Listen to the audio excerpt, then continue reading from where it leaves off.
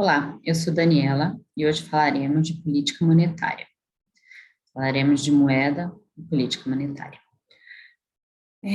Primeiro vamos falar do custo de oportunidade de reter dinheiro, né, de reter moeda. Existe um trade-off quando a gente decide o quanto de moeda reter. É o trade-off entre a conveniência de ter dinheiro na carteira e os juros que a gente ganha quando investe esse dinheiro no banco. O custo de oportunidade de reter moeda, então, muda com a taxa de juros, né? Quando a taxa de juros aumenta, o custo de reter moeda aumenta também. Todas as taxas de juros de curto prazo tendem a se mover juntas, com raras exceções. A demanda por moeda, né, a curva de demanda por moeda, mostra a relação entre a taxa de juros e a quantidade de moeda demandada pelo público. Ela é negativamente inclinada. E assim como a demanda por outros bens, a curva de demanda por moeda também sofre deslocamento por vários fatores. Os fatores mais importantes que causam deslocamento da curva de demanda por moeda são mudanças no nível de preços agregado, mudanças no PIB real, mudanças na tecnologia bancária e mudanças nas instituições bancárias. Falando de nível de preços agregado, tudo mais constante, a demanda por moeda é proporcional ao nível de preços. Um aumento no PIB real desloca a curva de demanda para a direita. O avanço na tecnologia de informação faz com que a demanda por moeda caia. Então, com a criação de novas formas de pagamento, as pessoas vão querer reter menos moeda e usar outras formas que não o dinheiro vivo para pagar. E mudanças na regulação bancária, como, por exemplo, a permissão de pagar juros para dinheiros em conta corrente, fizeram com que aumentasse a demanda por moeda. Então, em vez de aplicar em investimentos, mais dinheiro foi deixado em conta corrente, já que agora existia um pagamento de juros também por dinheiro que estava em conta corrente. O equilíbrio, né, desse mercado, né, a taxa de juros de equilíbrio, é determinada pela interseção entre oferta e demanda de moeda, assim como a gente viu no curso de micro, no modelo de oferta e demanda. Então, no mercado de moeda, a gente determina o equilíbrio também pela interseção das duas curvas.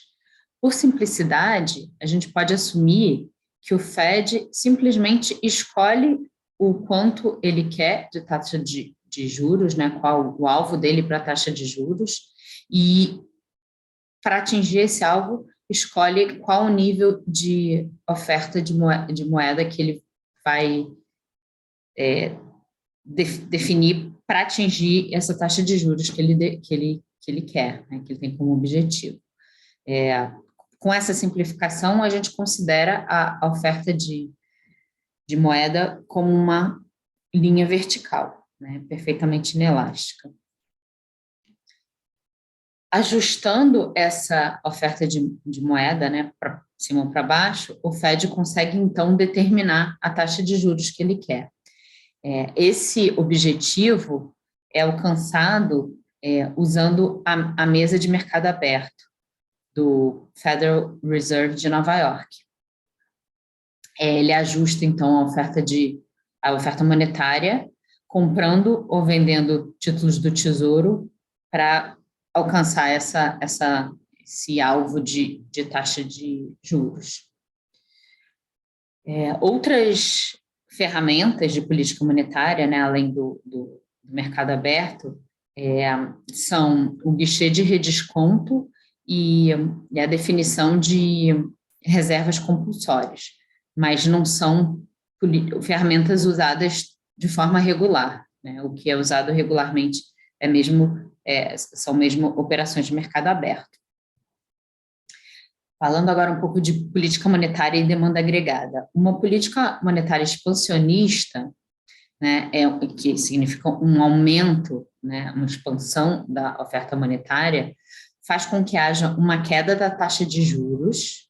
Isso faz com que os investimentos aumentem, aumentando o PIB real, levando também a um aumento do consumo pelo efeito multiplicador. Então, a quantidade de bens e serviços demandados para um determinado nível de preços agregados aumenta quando a quantidade de moeda aumenta, né? Então, a demanda agregada, então, se desloca para a direita. Numa política monetária contracionista, o Fed diminui a oferta monetária, fazendo com que haja um aumento da taxa de juros. Isso vai levar a uma diminuição do investimento, diminuindo o PIB real, diminuindo, então, os gastos com consumo, né, e fazendo, então, aquele efeito multiplicador que a gente já viu. Então, a quantidade total de bens e serviços demandados na economia cai quando a oferta monetária é reduzida e há um deslocamento para a esquerda da demanda agregada.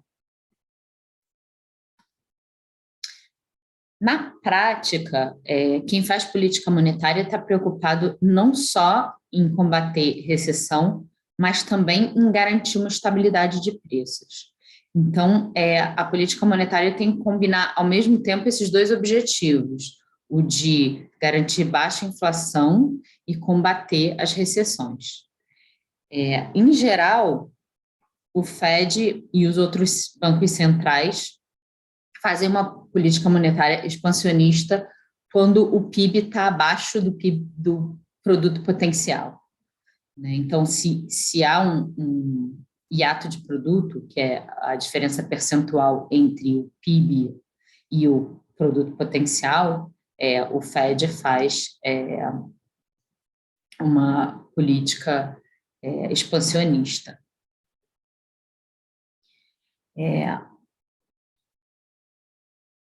A política monetária, mais do que a política fiscal, é uma das principais ferramentas de estabilização, porque apesar dela também ter lags, como a gente viu que a política fiscal tem, em geral, ela é mais rápida de ser implementada.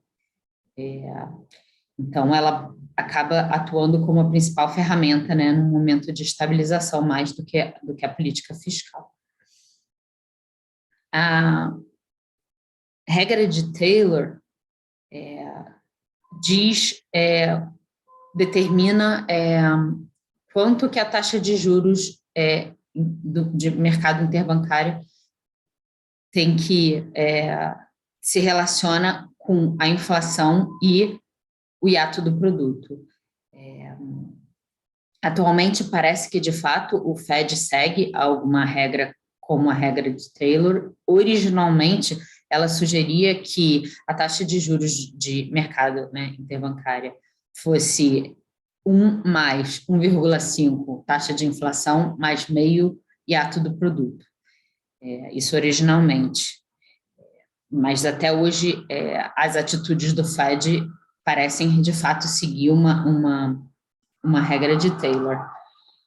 Em oposição, a gente tem também uma política de meta de inflação, que não é a política que o Fed segue, ele segue, como já falei, a regra de Taylor. O Brasil, por exemplo, segue uma política de meta de inflação. Na meta de inflação, o Banco Central anuncia um alvo para a inflação, qual a inflação é desejada, e faz política monetária para tentar acertar esse alvo que foi definido. A principal diferença entre as duas políticas é que a meta de inflação é uma política que olha para o futuro, enquanto a regra de Taylor olha para o passado. E das duas principais vantagens da meta de inflação é que a transparência, então, diminui as incertezas e é possível calcular o sucesso, né? É possível perceber, fazer, né, uma conta e julgar se a política foi bem sucedida, porque tem como observar a inflação que de fato aconteceu em relação à inflação-alvo, né, que foi definida para ser atingida. mas a sua principal desvantagem é que é uma política muito restrita. Existe uma diferença de efeitos de curto prazo e de longo prazo da política monetária. Enquanto no curto prazo a política monetária gera efeitos positivos, né, no PIB, no longo prazo a política monetária não afeta o PIB real. Então, o que acontece? Um aumento da oferta monetária diminui a taxa de juros, aumentando o investimento e aumentando o consumo. Isso que a gente observa no curto prazo. No curto prazo, a gente vê, então, que um aumento da oferta monetária aumenta a quantidade de bens e consumos demandados na economia, né, porque ela desloca a demanda agregada para a direita.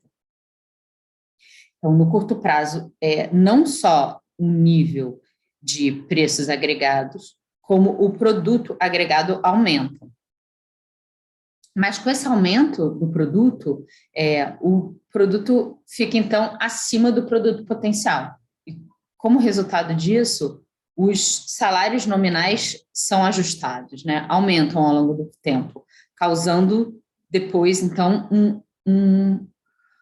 uma mudança, né? Um deslocamento para a esquerda da curva de oferta agregada, curva de curto prazo da oferta agregada. Então, no longo prazo, a expansão monetária vai afetar somente o nível de preço agregado, mas não o PIB. Então, isso é o que a gente chama de neutralidade da moeda, né? Ou neutralidade monetária. Uma mudança na oferta de moeda leva a uma mudança proporcional no nível de preços agregados no longo prazo, mas não afeta juros nem PIB real, só mesmo o nível de preços.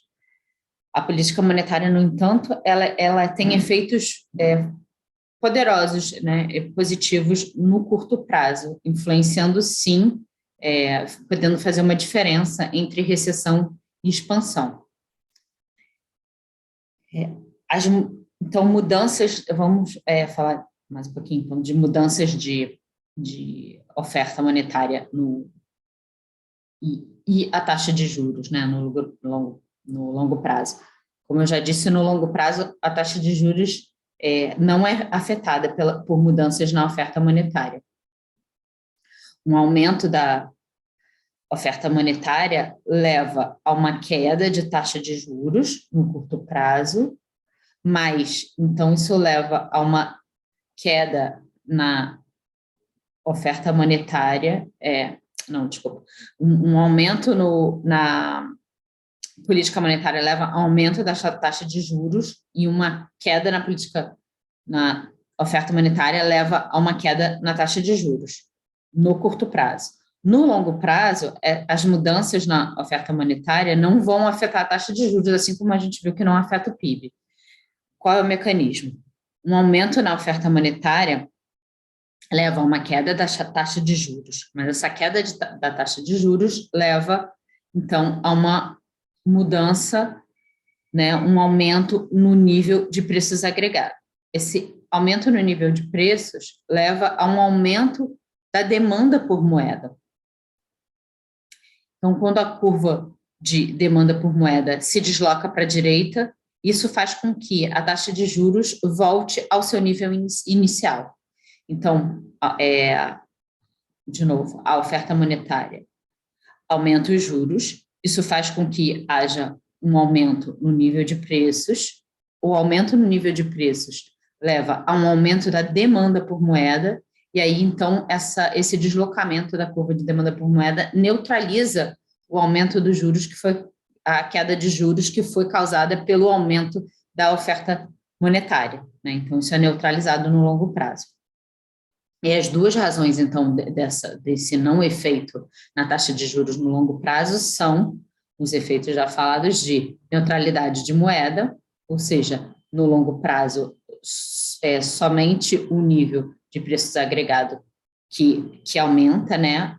Aumenta na mesma proporção que o aumento da oferta monetária. E a demanda monetária, né, a demanda por moeda, tudo mais constante, ela é proporcional ao nível de preços agregado. Então, como resultado, a quantidade de moeda demandada ao nível, né, a taxa de juros iniciais aumenta exatamente na mesma proporção do aumento de oferta monetária. Por hoje é só.